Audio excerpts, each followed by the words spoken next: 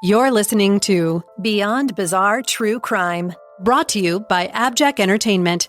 Be sure to check out some of the other great true crime podcasts from this network, including The Murder in My Family, Missing Persons, DNA ID, Zodiac Speaking, Scene of the Crime, 3 Men and a Mystery, and All Things Crime. All of these podcasts are available for you to binge on right now, wherever you listen to podcasts. Subscribe where you're listening to this podcast so you don't miss an episode.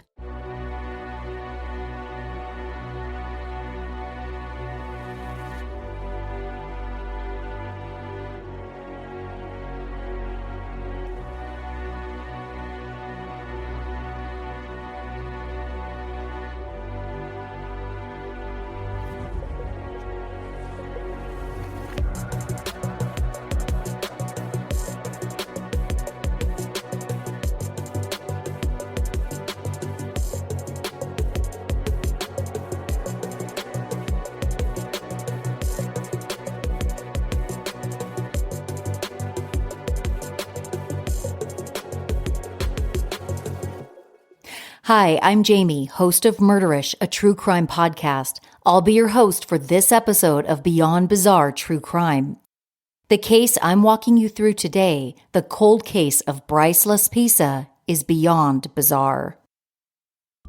In the early morning hours of August 31st, 2013, a construction worker was driving to a job site down Lake Hughes Road in Castaic, California, located in the northern tip of Los Angeles County. The worker noticed a wrecked car abandoned just off the access road leading to Castaic Lake. He called local authorities to report the accident as it looked recent. Authorities arrived on scene where they saw drops of blood. They also saw a crashed vehicle lying on its side, and it appeared as though the back window had been kicked out from the inside. After running the plate on the tan 2003 Toyota Highlander, authorities discovered that the vehicle belonged to Karen and Michael Laspisa, who lived in Laguna Niguel, about 2 hours away from the crash site.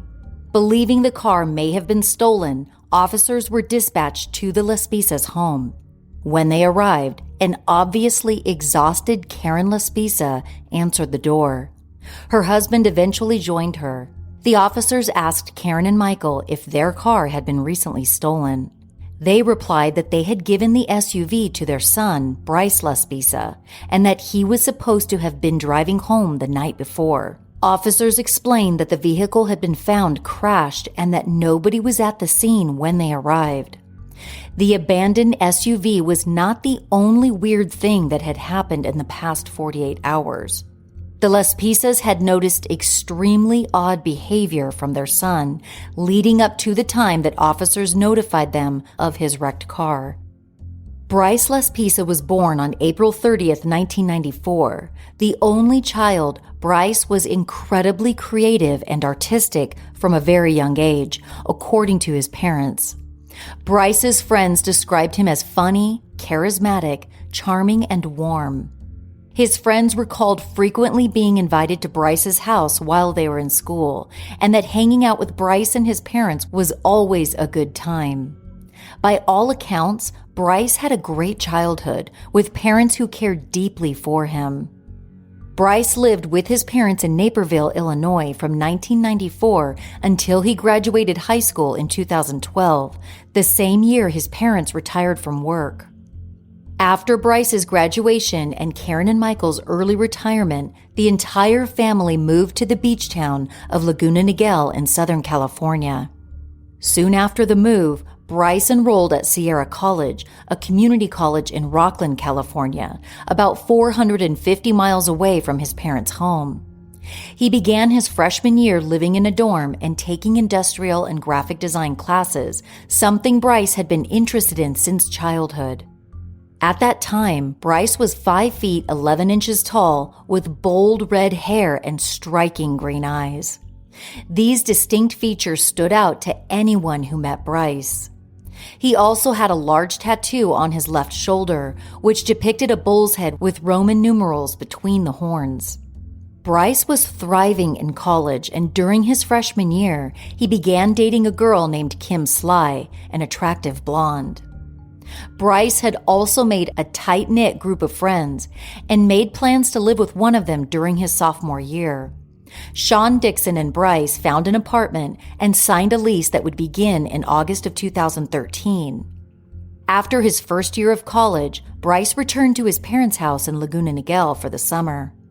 Bryce's parents recall being so happy to see that he was enjoying college.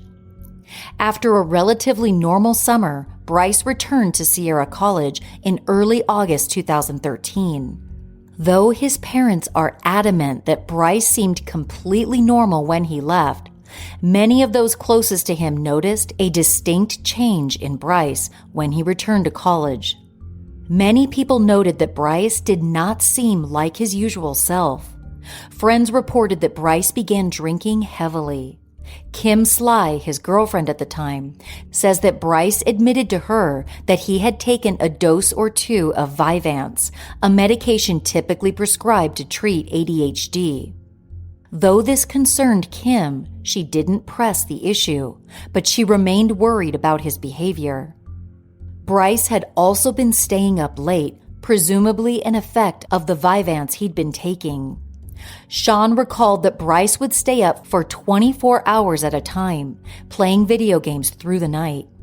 Kim and Bryce had been dating for almost a year when on August 27th, the second day of the fall semester, Kim got a text message from Bryce that read, "You are better off without me."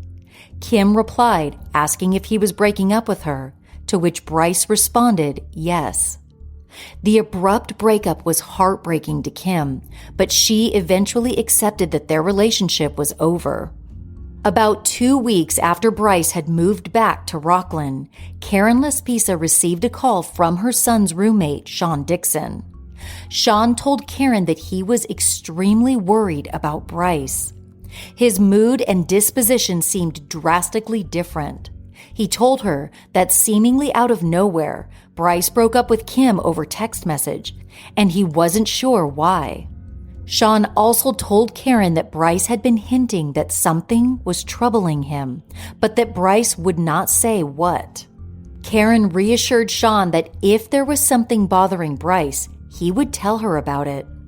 Karen said later that she never really spoke with Bryce about the phone call from Sean. She did ask him if he was okay, but Bryce said he was fine, so she didn't press any further. The next time that Karen heard from Bryce was later that evening. He was at Kim's house. According to Bryce, he was there to talk about their breakup. Kim lived in Chico, California, about 2 hours away from Bryce's apartment in Rockland. Bryce called his mom from Kim's house to tell her that Kim had taken his car keys and she wouldn't give them back. At the same time, Karen also got a call from Kim. Kim explained to Karen that she was incredibly worried about Bryce and didn't think that he was fit to drive, so she took away his car keys. She told Karen about his excessive drinking, taking Vyvanse, and staying up all hours of the night playing video games. She said she didn't think he had slept for hours, and once again, she stressed to Karen that she didn't think Bryce was fit to drive 2 hours back to his apartment. Karen then asked Kim to give Bryce the phone. Karen asked her son how he was feeling. He said he was fine. He then told his mom that Kim was just upset because he broke up with her, and that he was tired and he just wanted to go home. Still hesitant and a little worried about her son, Karen told him to go home and that she would book a flight to come visit him in the morning. Bryce told her not to make any reservations yet, adding that he had a lot to talk to her about. Karen agreed to wait to make plans until they spoke in the morning, and then she asked Bryce to give the phone back to Kim. At 11:30 p.m. on the night of August 28, 2013, Karen told Kim that it was okay to give Bryce his car keys. Kim did as she was told, and then Bryce left her house. That would be the last time that Kim would ever see Bryce. Phone records show that at 1 o'clock in the morning, Bryce called his mother again. However, she was asleep and missed the call. When she saw the missed call in the morning, Kim wasn't concerned. She believed that Bryce had called her to let her know that he had gotten back to his apartment safely.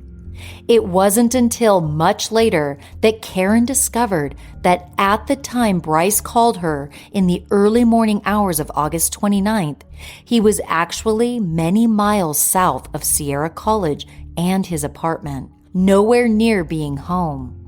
In fact, it looked as though Bryce was heading directly toward the Castaic Mountains. Still oblivious to their son's mysterious activities and unknown location, Karen and Michael Laspisa received an unexpected notification from their auto insurance roadside assistance agent. Apparently, there had been a roadside assistance request for the SUV that Bryce drove. Confused by this, Karen called Bryce, but was unable to get a hold of him. She immediately called Sean, her son's roommate, and asked when he left that morning. Sean replied that Bryce had never come home that night. Karen asked if he had seen Bryce since he had gone to Kim's house, and Sean responded that he hadn't. Worried, Bryce's parents called his phone multiple times, but he was not answering any of their calls.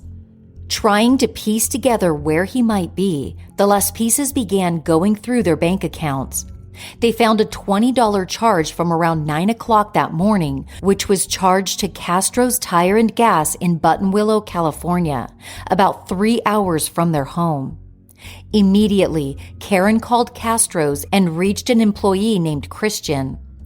She asked him if anyone there had taken gas out to her son, who may have been stranded a few miles away. Christian told her that he had actually been the person to assist Bryce. Relieved, she asked Christian if her son was okay when he saw him. Christian reassured Karen, letting her know that Bryce seemed to be okay and that he spoke with Bryce while filling up his gas tank. Karen let Christian know that they were still waiting on Bryce to make it home, so Christian offered to go to the spot where he last saw Bryce to see if he could find anything. When Christian arrived at the location, he was stunned to see Bryce's car still sitting in the exact same spot. It had been over 3 hours since he had put gas in Bryce's SUV, yet he had not moved an inch. Confused, Christian knocked on Bryce's window. Noticing that Bryce's eyes were a little red, Christian asked what he was doing. Bryce said that he was doing nothing. It is worth noting that at this point, Bryce had been awake for over 24 hours according to the accounts of Kim and Sean. Christian explained to Bryce that his parents were beyond worried about him and that they wanted him to go home. Christian then called Karen back and told her that he had found Bryce at the exact spot at which he had left him hours earlier. Karen called Bryce again. This time, Bryce answered the phone. Karen told him that he needed to drive home and that they would be able to talk once he was there. Bryce agreed, then put his parents' home address into his phone's GPS and told his mother that he would be home around 3 in the afternoon. At 3:30, Bryce still was not home, and his parents once again could not get a hold of him. At 6 o'clock that evening, after attempting to get in touch with her son for hours, Karen called the Orange County Police Department and filed a missing persons report. She recounted for them Bryce's odd behavior from the morning and asked if they could attempt to find him. She gave officers his last known location and let them know the direction in which he should have been driving.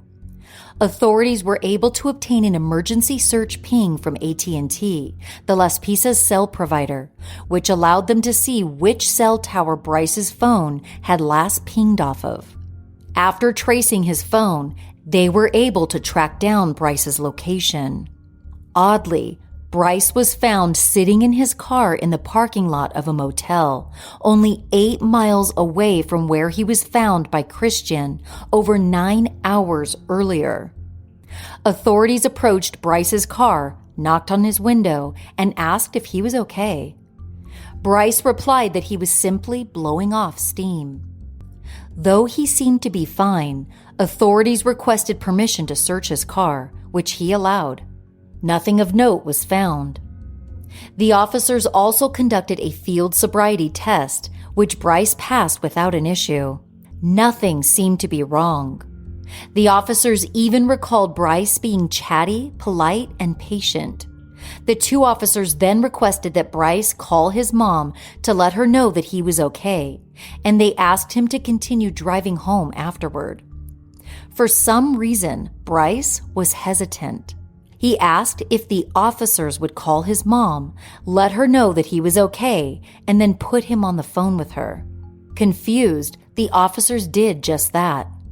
They called Karen and let her know they had found Bryce and that he seemed to be fine. They put Bryce on the phone and he told his mother that he might hang out with some friends later, but that he was definitely going to head home soon. Reassured that everything was okay, Karen let her son off the phone and told officers that she felt confident that he would make it home this time.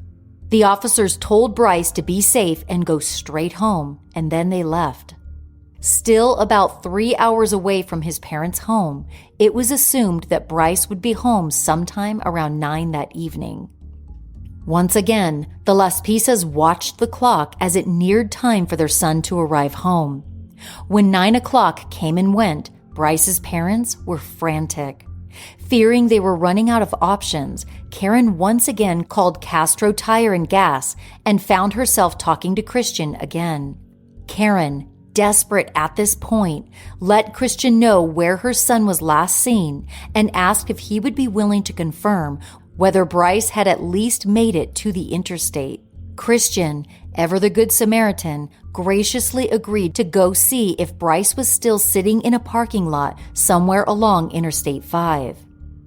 When Christian arrived where Bryce was last seen by the Orange County officers, he was once again shocked to see that Bryce was still there.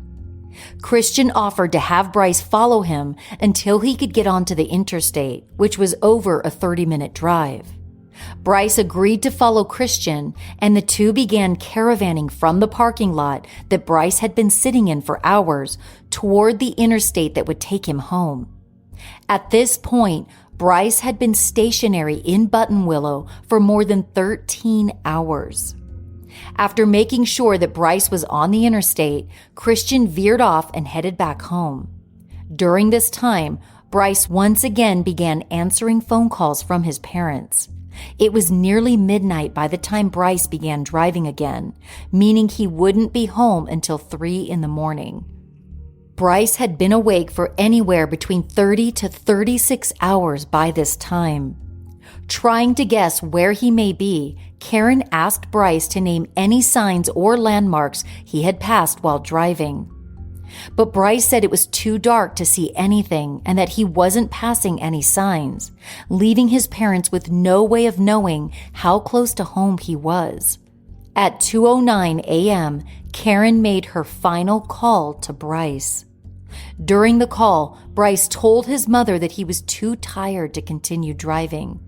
He said that he was going to pull over and sleep for a few hours before getting back on the road. Karen agreed that this was a good idea and encouraged him to rest. That would be the last time Karen spoke to her son. The next morning, authorities were at the Laspisas' doorstep explaining that their SUV had been found wrecked and abandoned, and that Bryce was nowhere to be found. When authorities arrived at their house, the Laspisas explained the bizarre events of the previous 48 hours. Immediately, the Orange County Police Department began a search for Bryce. His SUV was found wrecked at the bottom of a 25-foot embankment that leads to the main boat loading zone at Castaic Lake. There was a gate that blocked the entry to the area from the interstate, and it was fully intact. This meant that Bryce must have driven around the gate. Many aspects of the scene seemed abnormal. It appeared as though Bryce had been accelerating before he wrecked. If he had been braking to try to stop the collision, mud would have built up on the front end of his tires. However, the mud at the scene looked as though it had been flung backward, indicating acceleration instead of braking. Additionally, Bryce's personal belongings were found at the scene. His phone, laptop, wallet, backpack, and his duffel bag were all left behind. The duffel bag was found outside of the wrecked car. It had been unzipped and rifled through, but none of the essentials were gone. Toiletries, clothing, and extra shoes were all left inside of the bag. There was also blood around the driver's side seat of the vehicle, though not enough to suggest a serious injury. At most, investigators believed Bryce may have been scratched or gotten a bloody nose as a result of the crash. The most mysterious aspect of all was that Bryce was nowhere to be seen, and there were no footprints leading away from the car or any evidence of where he was heading. Bloodhounds were called in, and Kim, Bryce's ex-girlfriend, gave authorities some of his worn clothing so the dogs could get familiar with Bryce's scent. The hounds took authorities around the shore of Castaic Lake, across a dam, through the woods, and all the way to a truck stop where Bryce's scent disappeared. Many of the truck drivers were interviewed and asked if they had noticed Bryce from the night before, but none of them had any useful information. Authorities reviewed CCTV footage that records video of a particular patch of road that leads toward Castaic Lake. At 2 separate times, Bryce is seen driving his SUV up the road toward the lake. At around 2:15 a.m., just minutes after he last spoke with his mother and told her he was going to rest, Bryce is seen driving up Lake Hughes Road near Castaic Lake. Over 2 hours later, at 4:29 a.m., Bryce is seen once again driving the same path. There is no explanation as to why he had driven the same stretch of road twice, 2 hours apart. Numerous tire tracks were visible around the top of the embankment, suggesting that Bryce had been driving around for hours. This is the only footage ever recovered of Bryce since his strange disappearance. Authorities and volunteers began searching the lake, surrounding woods, and the roads near the crash site. The search was conducted on foot, by ATV, and even by helicopter, but nothing was ever found. Bryce's parents put up missing posters and pleaded with the public on various news outlets to be on the lookout for their son. A large billboard featuring Bryce's image was also erected near Castaic Lake, but nothing of worth came from their efforts. After a couple of weeks searching with no new leads, authorities halted their search efforts. The Laspisas were convinced that authorities had missed something. Desperate to find Bryce, the Laspisas contacted a private investigator who offered to work pro bono. Though no new information was brought to light by this investigator, she was able to do a more thorough search by hiring a company to do a sonar scan of the entire lake. Castaic Lake was clear of any trace of Bryce, ruling out the possibility that he had drowned after the crash. There are so many theories as to what may have happened to Bryce. Those closest to him admit that they were worried about his mental state. Given his excessive drinking, taking unprescribed Vyvanse, and his odd behavior leading up to his disappearance, Bryce's friends think these factors point to possible depression and suicidal thoughts. A few days before Bryce left for his parents' house, he gave his Xbox, one of the things he loved and used often, to his roommate, Sean. Sean recalled thinking this was incredibly odd, but he didn't think anything more of it. His ex-girlfriend, Kim, also said that right before his disappearance, Bryce gave her a pair of diamond studs that had been a gift from his mother. Again, Kim thought this was odd, but she didn't think much more about it. It is somewhat commonplace for people having suicidal thoughts to give away their possessions to loved ones.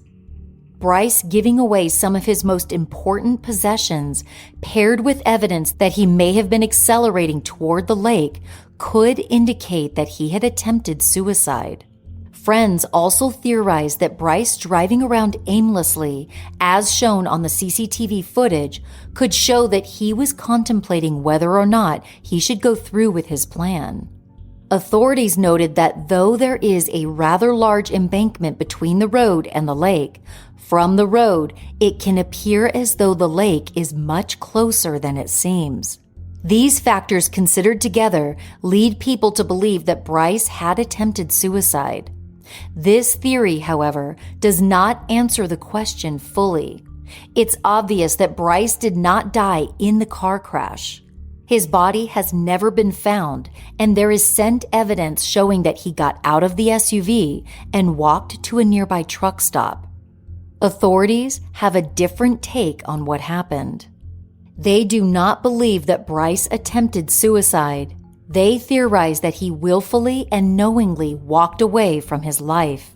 They point to the fact that his phone, laptop, and credit cards were left inside of his vehicle. It is believed that Bryce wanted to leave college, but perhaps didn't want to disappoint his friends and family, and therefore he decided to stage a car crash and walk away from his life. Perhaps he walked to the truck stop and hitched a ride out of town. Authorities believe that Bryce does not want to be found. Otherwise, he would have contacted his family. Despite this theory, the Laspisas contend that they had an incredibly close relationship with their son and that he would never run away. Bryce's parents do not believe either of the previously mentioned theories. Based on the private investigators' findings, the Laspisas believe that during the wreck, Bryce sustained a considerable head injury that caused him to forget everything about himself. Not knowing who he is, the Laspisas fear that Bryce may be wandering the streets alone, in danger, and possibly homeless. They argue that amnesia is likely the reason that Bryce has not made it home or contacted them. This theory, however, is disputed by people who point out Bryce's odd behavior in the days and hours leading up to the car crash, long before he would have sustained a head injury. Many other theories can be found floating around the dark corners of the internet. Theories surmising that Bryce was in the middle of a drug deal gone wrong, or that he was part of a secret society and he ran away to be a part of it. While some theories sound crazy, the fact is that nobody really knows what happened. Bryce Laspisa disappeared at Castaic Lake, and today, no evidence of his existence has surfaced since he was seen on the CCTV footage the night of the wreck 8 long years ago. The Laspisas have continued efforts to search for Bryce. Karen Laspisa has been noted as saying that not knowing where her son is worse than him being dead. She just wants answers. There's a Facebook page titled Find Bryce Laspisa that's dedicated to taking in information as to the possible whereabouts of Bryce. His case is currently classified as an endangered missing persons case.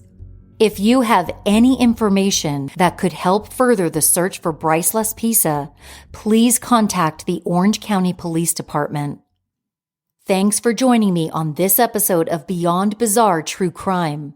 Beyond Bizarre True Crime will be on a brief holiday hiatus, but it will return with an all-new episode and an all-new guest host on January 8th, 2022. On behalf of the Beyond Bizarre True Crime podcast team and me, we wish you all an enjoyable and safe holiday.